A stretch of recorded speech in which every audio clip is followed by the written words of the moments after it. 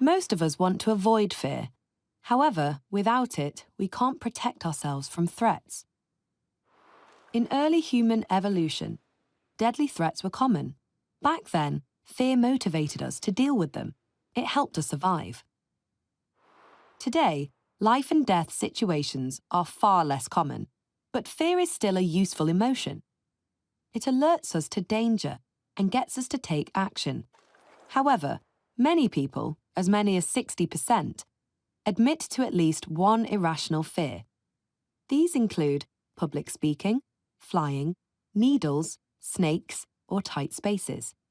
These fears may be minor, but when they are more severe and interfere with our daily lives, they are known as phobias.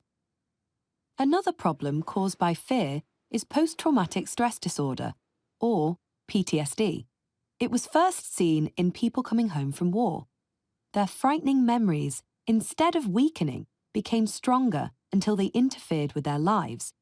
Now we know that PTSD can happen to anyone who has lived through a terrible experience, or even just seen one in a movie. There is evidence that young children can get PTSD from watching horror movies. Phobias and PTSD can be treated by trained therapists using exposure therapy. In this type of treatment, the cause of the fear is shown to the person in gradual steps, again and again. For example, scientist Katarina Horner did an experiment with 12 adults who had a phobia of spiders. Some wouldn't walk on grass for fear of spiders. Others wouldn't go into a room that might have a spider in it. For her experiment, Horner chose a tarantula, a very large spider. At first, she had to correct some of the adults' false beliefs. For example, tarantulas don't jump up and attack people, nor do they make plans to attack us. The people were then told to slowly approach the spider. They then touched it gently with a paintbrush. Then they touched it with a glove on, and finally with a bare hand. Some even let the spider crawl into their hand. The session lasted 2 to 3 hours. Horner scanned the brain of each of the 12 adults as they looked at photos of spiders.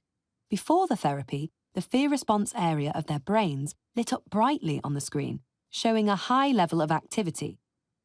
However, after the therapy, the pictures of spiders triggered very little fear activity. This was still true 6 months later. In this way, using new brain scanning methods, Horner had verified that exposure therapy works extremely well. Building on this success, Horner did another experiment to weaken fear memories during sleep. This time, she worked with a group of healthy adults without phobias or PTSD. The first step was to place a fear in their brains. For this, she used a process called fear conditioning. The adults were shown photos of faces while also receiving a slight electric shock. This created a fear response linked to the faces.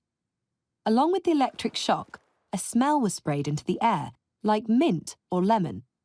The people would also link this smell with their feeling of fear. Later, when they went to sleep, one of the smells from the experiment was sprayed into the air in their room all night long. It was hoped that continued exposure to the smell would weaken the feelings of fear connected to it. In the morning, she tested the adults again. She asked them to view the same photos. At the same time, she tested the amount of sweat on their skin as a fear response. When they looked at the photos, the fear response was reduced. In this experiment, Horner had been able to create a fear and then weaken its effect using exposure therapy. And as before, changes in brain scans verified her findings. I'd like to end with an interesting experiment by an international team of scientists. They erased a fear from the brains of 17 volunteers. As in Horner's experiment, a fear was created using an image and a slight electric shock. The volunteers' brains were then scanned. This time, a complex pattern of brain activity linked to the specific memory of the image was identified. Now, it's important to know that even when we're resting, fear memories return to our minds from time to time, although we aren't aware of it. In this experiment, the volunteers' brains were monitored while resting.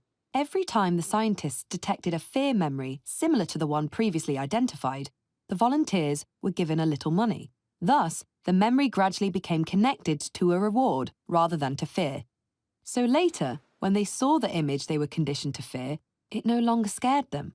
There was no sweat reaction and no fear activity on the brain scan. By giving them money, the scientists had erased the fear response.